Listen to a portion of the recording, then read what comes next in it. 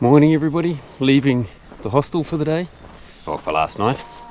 It's a beautiful day out here. Everyone else has already hit the trail already, so I best be on my way. Another fairly late start, it's 8 o'clock. Seems to be the theme for the moment, but wow, I'm not complaining. Good morning. And the trail beckons.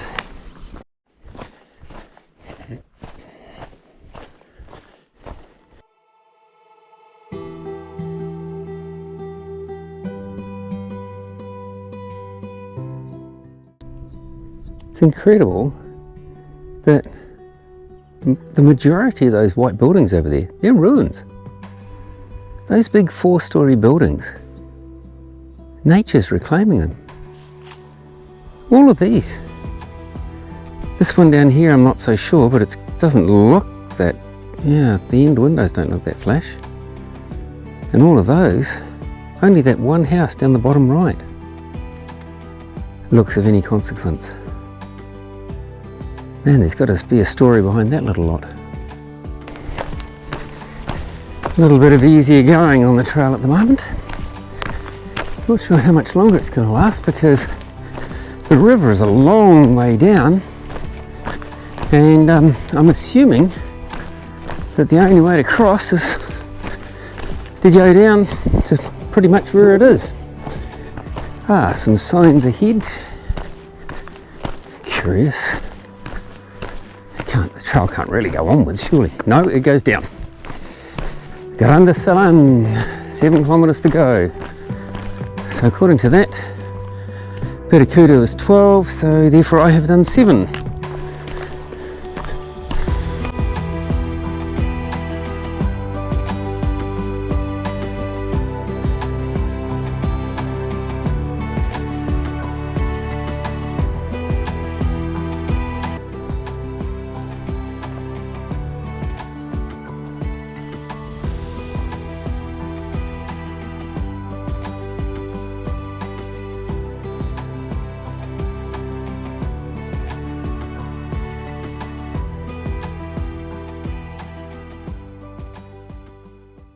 Restaurant there, one cracking little place, great tortilla, brilliant cafe con leche, and a beautiful fresh orange juice.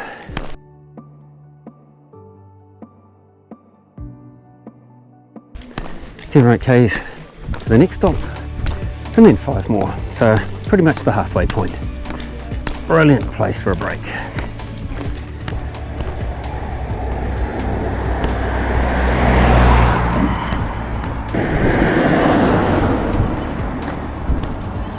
Grandas, 1.5 k's. I'd heard this bit was a bit uphill. I guess they weren't kidding.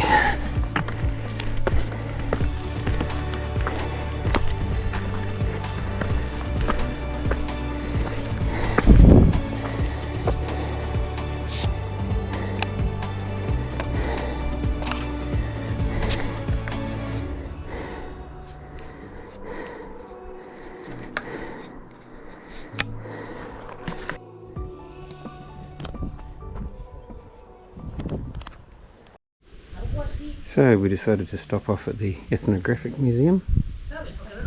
Pretty much what you'd expect everywhere. And yeah, we're all jumping out of gear right in the middle of an exhibit. Seems a bit weird.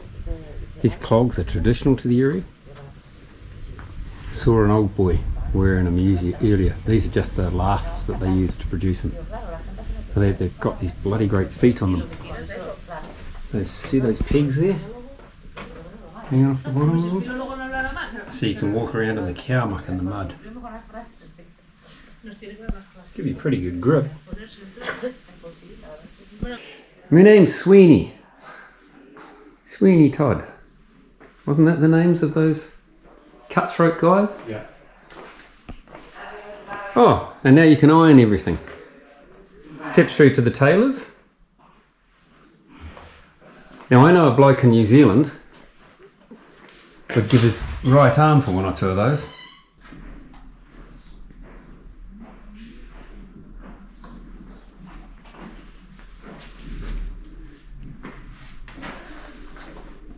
You never know what you're going to find next in this place.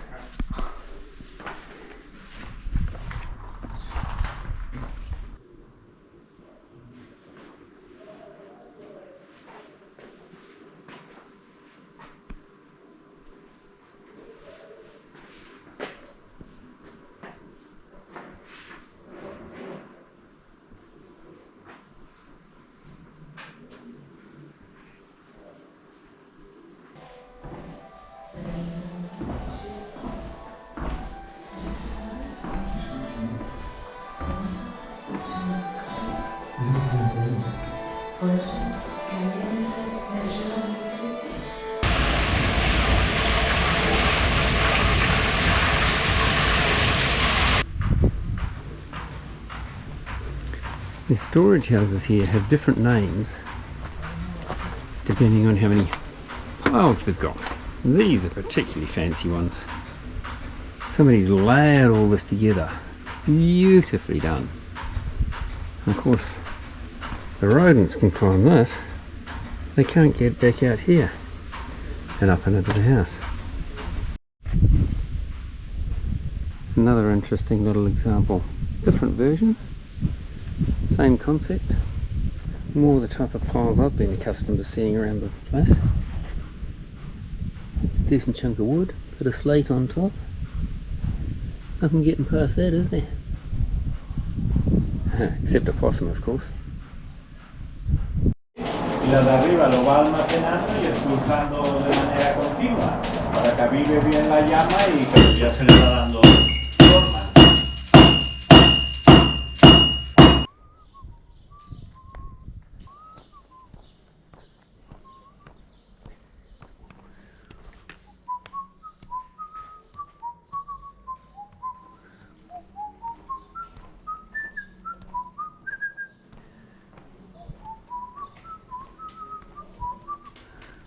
I just want to be in the fresh. In the cool, yeah. Halfway to our final night's destination from, I can't remember. After leaving the museum, we walked out. The supermarket was closed and we were told, oh, there's a little shop along the way. Oh, Johnny, the English lad, said, oh, there's a little bar and shop along the way. We can stop there. Okay. Paid the most expensive price I've paid yet for a ice cream, $2.50. They're normally $1.80, so that's what you get for buying out in the middle of nowhere. Well, that's okay. The little old lady who was running the store, I'm sure she appreciated us stopping by. And the funny part was, we walk 100 metres on, and then there's another little bar and cafe. And it looked a whole lot more inviting than the old girl's little hole in the wall, but first come, first served, and good on her for still being there. I kind of feel good about supporting her. I'm beginning to think I should have put some suntan lotion on my forearms. Might be regretting this before too long. Touch of a breeze at the moment. It's taken the sting off, but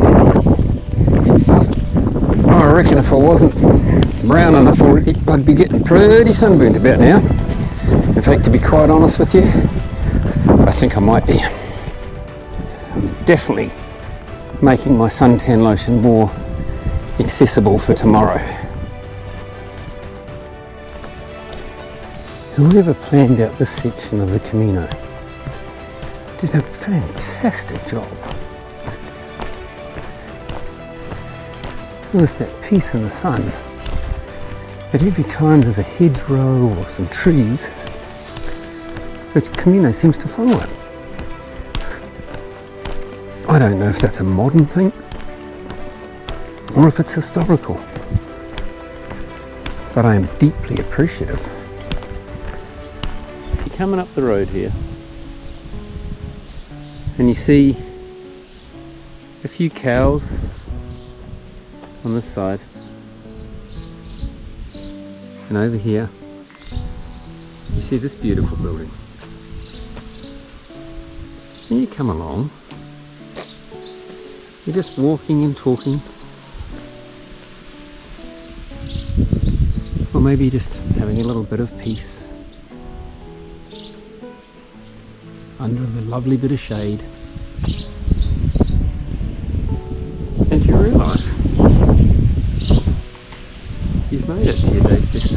Albergue Juvenil de Castro. It's a bar and albergue. I can do without the ashtray.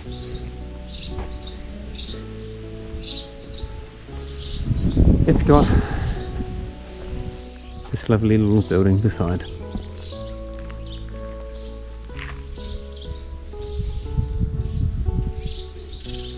Couple of tables out. He's just got a little coffee machine. Santiago cake, would you believe? A cheap dinner. 5 rooms, 4 bathrooms. Might even be 5 bathrooms. Lovely garden area. It's pretty cool. It's a brother and sister running it. They just taken over 6 weeks ago, would you believe? 6 weeks. And like me, they've been backpacking separately for years. It was the brother's dream. Sister helped out with the bureaucracy and so on. And decided to quit a job. And help here too. I mean, just look at those views, will you? Some of my crew